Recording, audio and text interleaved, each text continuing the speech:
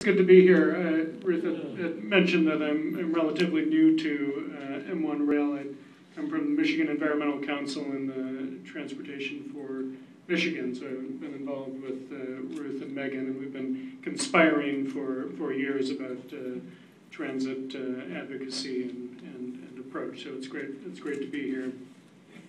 And I started off with my list of at least the first thing that I learned that I need to go back and share with family and friends in Ann Arbor is vote yes on May 6th and vote no on May 8th. So I'll be sure to take that back. I just want to, I brought these boards. Ruth, they basically say the same thing. Normally when I try PowerPoints, they don't work, so I thought I'd bring the boards, but Ruth is more competent than me with that stuff. Anyway, I just wanted to go quickly over the route, M1 rail. It's a project that will run for, well, it's a streetcar system that will run, it'll be curb running on Woodward Avenue from downtown to the Grand Boulevard, just a little beyond. It's a 3.3 mile loop. 3.3 miles up and 3.3 miles down. We're hoping, Ruth had requested that we bring service plans. We unfortunately don't have service plans yet. We have a couple that we've submitted to the FTA and haven't gotten approval for those, but generally there'll be 7 to 8 minute headways during peak hours. Probably 12 to 15 minute headways during non-peak hours. What those peak hours and non-peak hours are is still in flux. We're not sure, and that'll probably take some experimenting depending on what's going on in the corridor. Expecting 3 million riders initially, and I think we'll connect with the People Mover in the south and the Amtrak in the north. So we'll be the rail that connects two other rails together, and DDOT and SMART along the route. We don't unfortunately have a connection to Michael's outfit yet, but we'll have to figure out how to do that later on. Let's see. Do that. We're anticipating that the fare will be about $1.50. That is still something that we're trying to figure out, but that's what we're shooting for. Half fare discount for seniors and individuals with disabilities. And again, this is all what we are hoping for. Nothing is set in stone yet. The question that people always ask me before they ask me what my name is when we're going to start construction and when we'll be able to take the streetcar. And the short answer is I don't know yet. We're still working on, we've received the bids for the mainline construction. The project is inextricably linked with MDOT project. So our project is putting in the rails and running the vehicles up and down the corridor. MDOT is reconstructing the street from sidewalk to sidewalk, and 2 bridges, one over 94 and one over 75. So we're coordinating the work at the same time. Our numbers are where we need them in terms of the bid. MDOT's numbers are still a little high, and so they've been sweating over those line items for the past couple of weeks.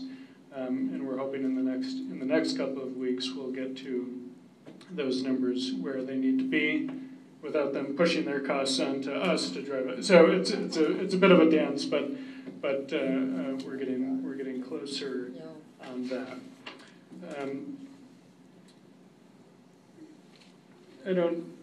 I won't go into why curb running, why not center running, why not 8 mile. We can, and I think there's that's a good exploration. And when I was on the other on the outside, I kind of kicked at him for a little bit M1 rail about that. And I guess the short answer is we're really trying to activate the sidewalks to be a catalyst for economic development. The curb running streetcar does that. Light rail, you're giving me a skeptical look, but I'm gonna keep going until you give me a different look. A light rail or a BRT is really designed to move people longer distances. This is not meant to move people longer distances. It's a 6.6 mile loop. It is certainly thank you. It is certainly a transit facility, and it has other aims as well. In terms of coordination, I think there's more that we can do in terms of coordinating with the transit properties, and I aim to do that. I've met with all of the transit folks here. My favorite, not to pick favorites, but was meeting with Cornelius.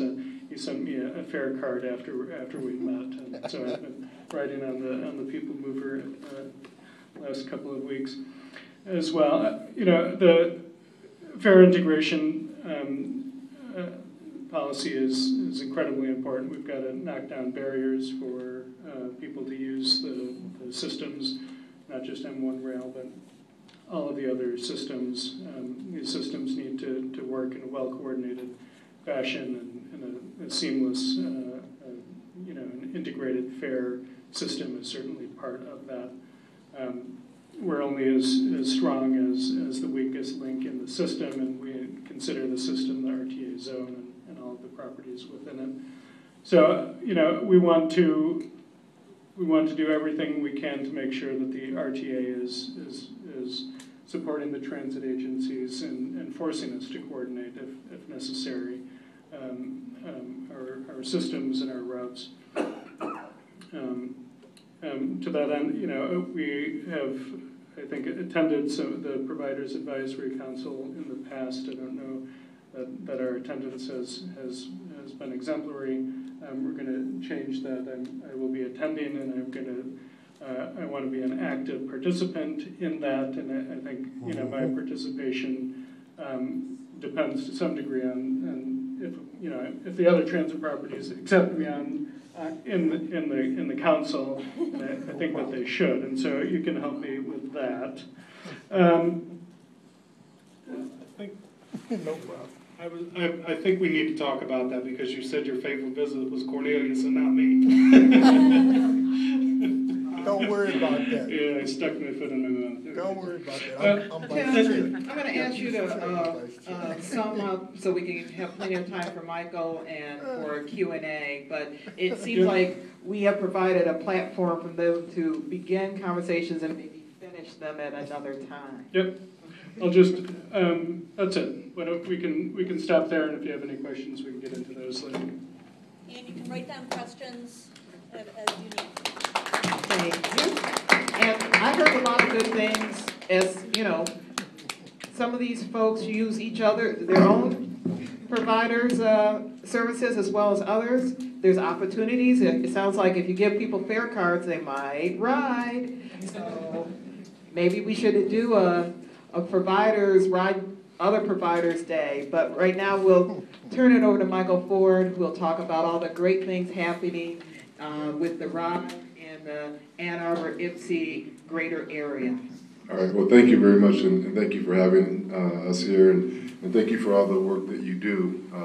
We really appreciate being part of this and working with the other providers here. I think we've got a very good relationship. We're working on quite a few things. Am I being heard okay? It just seems like it's echoing here. And obviously a lot of testament to all the regional coordination that we're already doing, from the fair, dashboard, scorecards, and other integrated processes that we're doing. So I don't want to necessarily repeat all that. I will have you say that we're on the precipice of trying to get a millage passed, and that's May 6th. May 6th. I just want to be very, very clear about that. And we need your help. We need support. We need continued support. But I would have you know that this has been about a 4.5-year journey. It just didn't happen. So I don't want to make it sound like we just, we just got here. We've been out in the public eye for about 4.5 years talking about transit. And you know, in some ways we started off with the countywide approach. I know what the difference between feed corn and regular corn is now, because I've been everywhere. And you know, a lot of effort, a lot of staff time, a lot of communication to really kind of get us where we're at right now. But again, it's not done until the vote is final and the people have decided. We have a lot of support right now, it appears, but people have to get to the polling and actually vote, and that's going to be a big deal. In the last year, we've been able to incorporate Ypsilanti Township and Ypsilanti City into our authority, so that has kind of created this more regional focus for us. We're also working with our purchase of service agreement partners, so if and this does pass, their level of participation can also be increased, like Pittsfield, like Superior, and we're on the cusp of working something out hopefully with Saline as well. So I just want to have you know it's kind of all boats rising at the same time.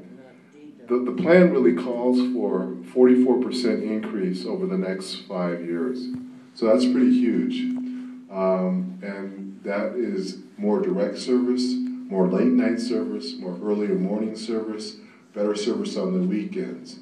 And again, this is a culmination of a lot of thousands of meetings, outreach, engagement, hearing what people wanted, taking through all the information, vetting it, bringing it back out, and having the discussions again to come up with a plan that we think will meet people's needs. Now, having said that, we've been able to take the plan and basically year 1, year 2, year 3, year 4, what you're going to get to the gnat's eyebrow. It is a very detailed plan. It tells you what you're getting, it tells you the schedule, the time. All that is already there. If you go to therideyourway.org, you can find that there. And we also have some material in the back that will help you with that, and also the buttons and vote material to give you information.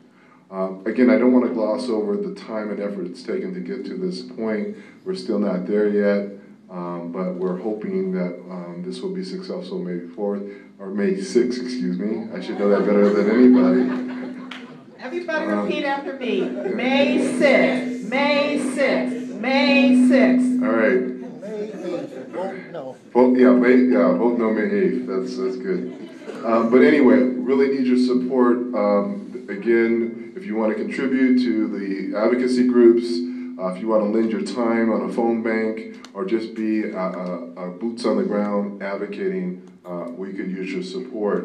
I'd also say during all that time, we were able to also increase our service. We introduced a private-public partnership air ride service.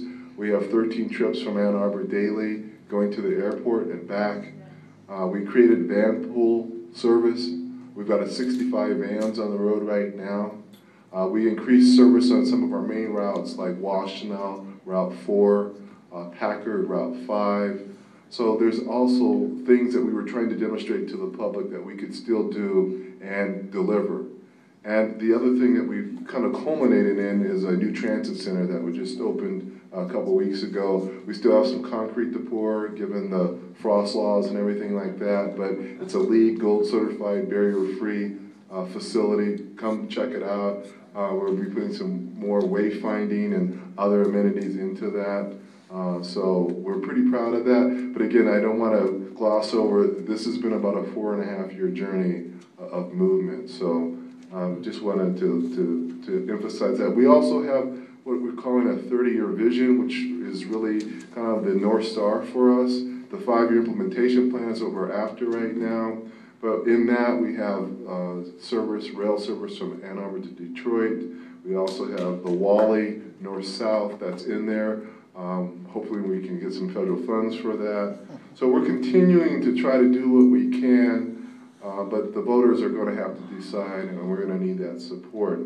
There's a lot of focus from the business community. We've got endorsements from the 4 mayoral candidates. We are seeking, and I think we'll have some support from the universities. Just a broad coalition of support. Again, we've never done this before. We've had a perpetual millage for the last 40 years, so this is new territory for us. But we're poised and ready, and hopefully we can make that work.